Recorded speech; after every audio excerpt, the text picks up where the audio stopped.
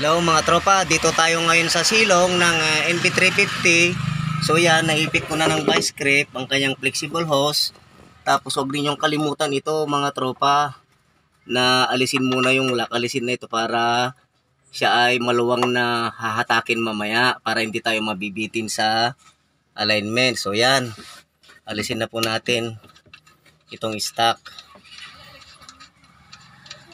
Kahit itong kanyang cover, kahit ito lang po yung inyong alisin, huwag nyo nang alisin nyo nandun, dito lang. Yan. Yan mga tropa, yan.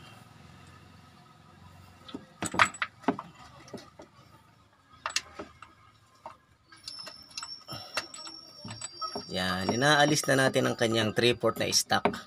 Kasi matigas na apakan. Yan. Try natin na i-align ang ating 15-16. Yan mga tropa, align na align, no? Ayos. So salpak na natin mga tropa doon sa fittings. Mamaya ulit yung pangatlong video po mga tropa. Yan po mga tropa, naalis na natin ang kanyang dati yung 3/4. Paalala mga tropa, itong kanyang fittings, mayroon siyang stock na bronze na washer, yan. Tapos itong kanyang banjo bolt, meron din siyang nakalagay na yon, yung washer na yon. So idagdag na lang natin po itong dalawa. Yan, dagdag natin ito. Yan, dagdag natin yan. Yan, dagdag natin yung isa. Yan. Tapos ilagay natin mamaya pati ito. Ito naman isa. Yan, idagdag din natin dito. Yan, ganyan mga tropa magkabilaan ng kanilang bronze washer na ating idadagdag. Dagdagan natin yung dalawa niyang bronze washer na nakalagay. So bali tigda dalawa na sila para ito ay fit. Okay, sige, salpakan na.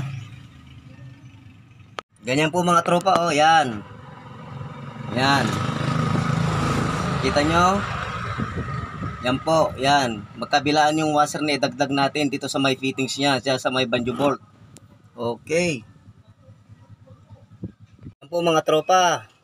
Yung next naman, inalis natin itong kanyang rubber cap piston. Inalis natin dito para kargahan natin.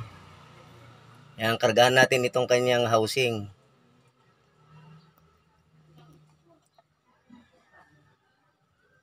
Yan, punuin natin.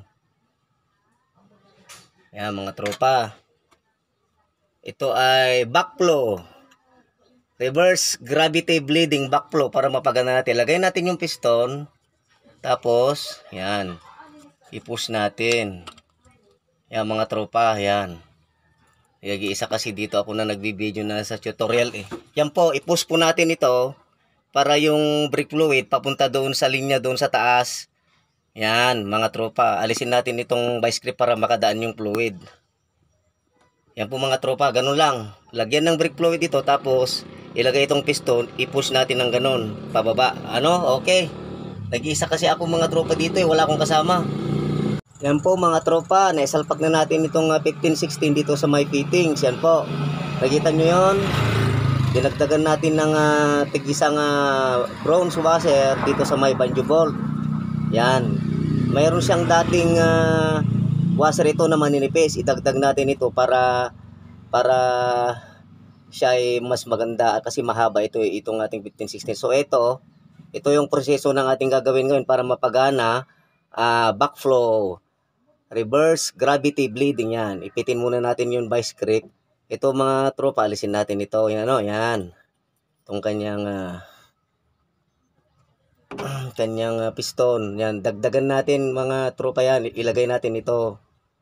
Yan, brake fluid, yan. Backflow para madali nating mapagana mamaya. Tapos, ilagay po natin itong ating piston. Yan, mga tropa yan. Yan.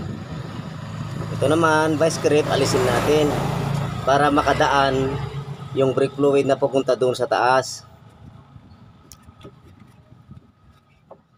Yan mga tropa, yan. I-push na natin yan. Hanggang doon sa may kaduluduluan yan. Yan mga tropa. Kailangan malakas ang kamay. Yan. Kapag na-push mo na yung piston, ipitin natin ulit ito para hindi na siya babalik. Hindi na babalik yung brake fluid na pumunta doon sa taas. Ano ba yan? Ayan mga tropa, yan. Tapos alisin na naman natin ulit ito. Paluwagan ito. Yan, para maalis natin itong piston. Ayan.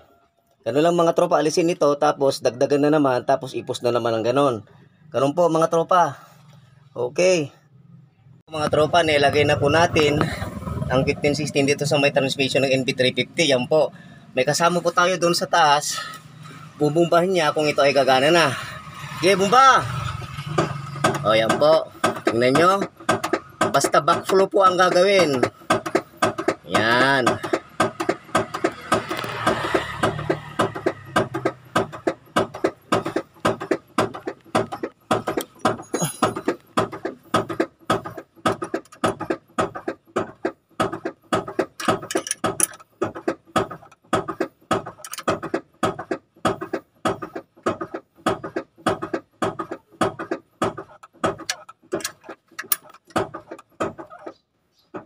Okay, yan po. Mga tropa, okay na siya.